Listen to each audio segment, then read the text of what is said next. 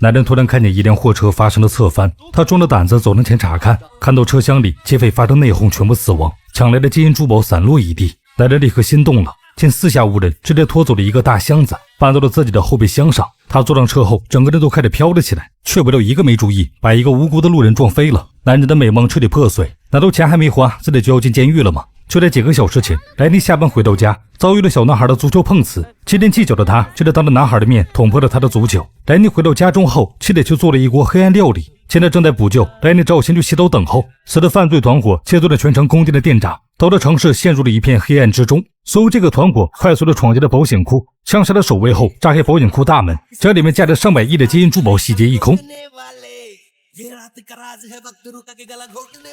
正在洗澡的莱尼因为停电被迫离开了浴室，气得因为没有补救成功，便打发莱尼去购买鸡蛋和面包。莱尼开车准备离开小区时，楼下已经聚满了人，大家都因为停电无所事事。莱尼发现了正在等网约车的朋友拉维，便决定宰他一场。将拉维送到目的地后，莱尼决定立刻返程，而劫匪们抢完珠宝后成功逃脱。去在路上，因为分赃不均发生了内讧，爆发了激烈的枪战。司机以为子弹射中，在经过十字路口时和莱尼的车子发生了碰撞，导致了侧翻，于是就发生了开头的那一幕。莱尼想起自己平白无故捡了一箱子的钱财后，兴奋的手舞足蹈，下一秒就将一个路人撞翻了。莱尼下着查看，发现对方一动不动，本想直接跑路，却不料城市突然来电。其他的路人看清了现场后，纷纷上前讨伐莱尼，其中有一个醉鬼非要报警。为了防止自己捡来的箱子被发现，莱尼表着自己会送伤者去医院后，一群人才闭了嘴。他请求了醉鬼帮忙将伤者抬到了后座上，不料一转眼，醉鬼直接坐到了副驾驶上。莱尼准备发动车子时，试图驱赶醉鬼，却被对方指出了内心的阴暗。事实上，莱尼怕承担法律责任，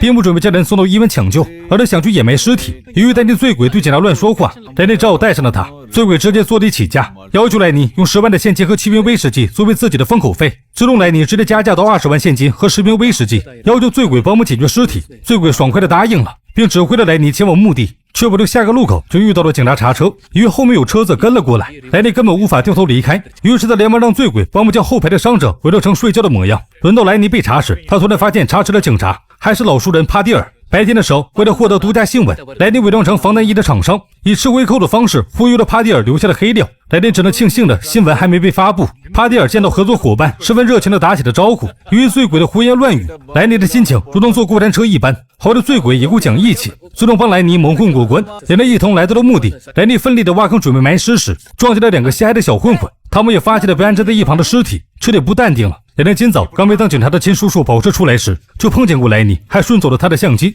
一时连小混混们并没有认出莱尼，他们想要报警时，醉鬼突然发话，表示莱尼会给封口费。见小混混们有些心动，莱尼立刻接过话茬，表达了肯定。为了赚些外快，小混混们加入了挖坑的行列。突然天空下起了暴雨，一行人立刻决定将伤者扔进坑中，却不料对方突然醒了过来。吓得一行人急忙松开了手，莱尼开车快速离开了目的，还不知道这一切被一个叫阿文的侦探拍了下来。他显然也认识莱尼。车子行驶到一半时，莱尼突然接到了上司的电话，对方要求他快速赶往一个政客的发布会。莱尼只能带着一车人匆匆来到了现场，却怎么也翻不到相机。此时小混混们才确认莱尼正是那个被他们偷相机的人。正在进行发言的政客只觉得莱尼分外眼熟。不久前，莱尼装扮成富豪，想要在贫民窟建造707酒店，政客毫不犹豫地答应了下来。现在是需要给他准备1亿现金和一个豪华泳池。此时一经爆出政客实际上贿赂的丑闻之中，导致他失去了民心。此时大家都在想各自的事情，没人在意的醉鬼却抢过了其他记者的麦克风，询问起政客一些奇怪的问题，导致对方彻底心态爆炸。莱尼想阻止醉鬼时，却被小混混拦住。等对方得知莱尼来过警局后，便如实将偷相机换钱的事情告知了莱尼。此时政客忍无可忍，抄起鞋子就准备胖揍醉鬼。此时大家都将摄像头对准了他，莱尼却因为没有相机，失去了一个有价值的新闻。发布会结束后，莱尼按照小混混的指引来当铺寻找自己的相机。小混混联系了老板后，对方骑着电动车赶来，在大家的注视下掏出了一串钥匙，依次开启锁。酒鬼看着老板慢悠悠的样子就来了气，直接抄起路边的棍子就想敲晕他。好在莱尼接着阻止了下来。等待老板看门后，莱尼如愿见到了相机，他刚准备拿走，却被老板索要1万块。莱尼一摸兜，发现钱包不翼而飞，他以为一堆小混混顺走了，于是将对方胖揍了一顿。老板却在此时重新关上了店门，准备骑车离开。莱尼见状，只能取下了自己相机的表做抵押，才换回了相机。莱尼拿到相机查看时，发现内存卡不见了。他试图追上楼板，却被对方加速甩在了身后。莱尼只能认命的启动了车子离开，却发现对面驶来的车突然出现了故障。女司机小梅下车后主动和莱尼搭话，希望他宰自己一程。莱尼这样拒绝，小混混见色起意，连忙招呼着小梅坐上了车。途中莱尼上了一趟厕所，却不料醉鬼和小混混盯上了一旁关门的酒吧，他们一同撬开了锁，进入了狂欢之中。莱尼被警报声惊动后，这才发现三人的疯狂举动。莱尼快速的带着他们逃离了现场，却不料遭到了警察的追赶。出警的是那小混混的亲叔叔，小混混往车外扔酒瓶，试图阻止警方追击，却不料惹怒了叔叔，掏出枪开始射击前车。莱尼以为此次必死无疑时，醉鬼突然让他数3个数，3, 2, 1。莱尼照做后，醉鬼直接探出了头，随后掏出了一把手枪，直接和警察对射。小梅彻底吓傻了，他立刻通过黄金左轮手枪认出了醉鬼是失踪14年的头号通缉犯阿唐。此时阿文侦探用一根水管扰乱了警车的驾驶，自动警车撞向了护栏，里面的警察生死未卜。莱尼他们成功逃脱后，通过小梅这才得知了醉鬼的身份。醉鬼阿唐曾经用自己的左轮手枪杀死过100人，小梅儿时就曾目睹过。1个月前失踪14年的阿唐突然回到这座城市，便在一棵树下挖出自己的黄金左轮手枪，准备用它来复仇。可寻找了1个月也没找到仇人，混混上网一查，果然是阿唐。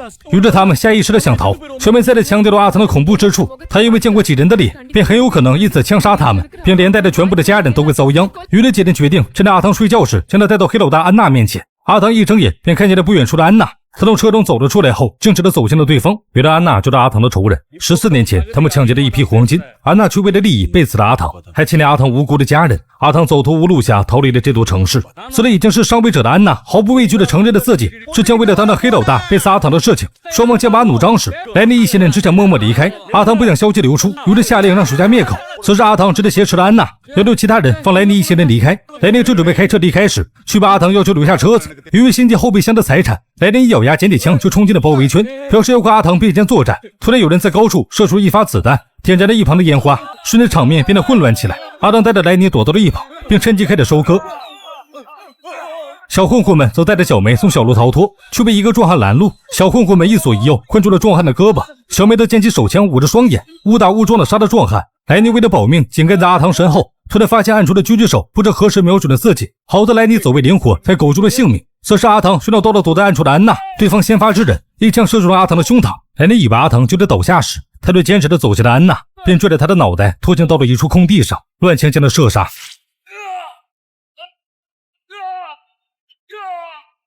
苏阿唐也倒了下去，他在昏迷之前嘱咐了自己的埋葬地点后，便闭上了眼睛。莱尼不由得感到有些伤心，不料这天自己撞飞的伤者持枪杀了过来。他趁着之前按住了狙击手，莱尼想要道歉解释，男人却扣动了扳机。好的，下一秒阿文现身，给男人发射了麻醉针。小米在此时抢走了混混从安娜那里得到的好处，走到了阿文身边。阿文和莱尼对峙时交代了自己的身份，他是受到莱尼妻子小罗委托的私家侦探。原来小罗一直想要离婚，所以拜托了阿文搜集莱尼的证据，然后提出离婚分得家产。然而莱尼一个三好男人，阿文根本没有一点办法。但那小罗加钱了，希望阿文污蔑莱尼有婚外情。为了确保对方能够付钱，阿文也对小罗做了背景调查，却意外发现莱尼的妻子和拉维有一腿，青梅竹马的妻子和发小同时背叛了莱尼，这让他彻底陷入了绝望之中。就连小梅也是阿文找来准备污蔑莱尼的演员。不仅如此，阿文还得知了莱尼偷走了抢劫犯的箱子，并装进了后备箱中，所以才会在警察追他们时帮助他们逃跑。而莱尼相机里的内存卡也是侦探买走的。于是贪婪的阿文决定开走莱尼的车子，并决定带走阿唐的尸体。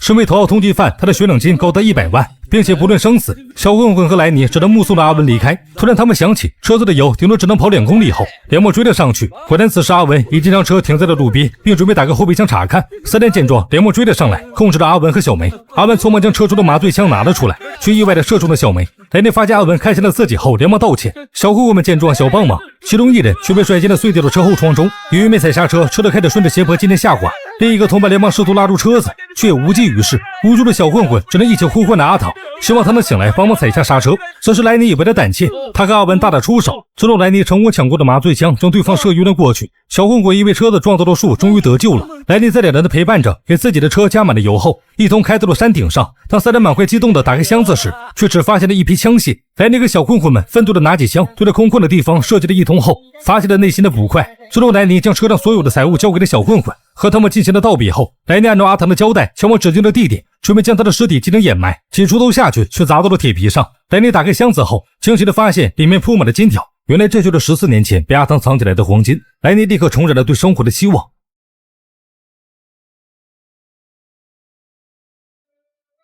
此时一群孩子发现了莱尼，却得一边喊着坏人，一边赶了过去。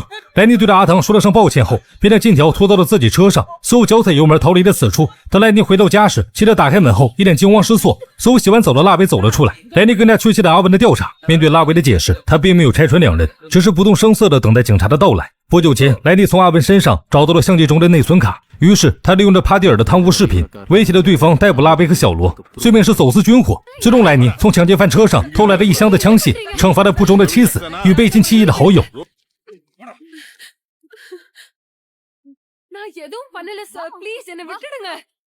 莱尼从此开始了黄金单身汉的生活。随着重伤的阿唐在一群孩子的救治下醒了过来。事实上，莱尼撞到的那个路人正是郑克为了报复他雇佣了杀手，由于2次刺杀莱尼不成功，杀手只能切断了手指赔罪。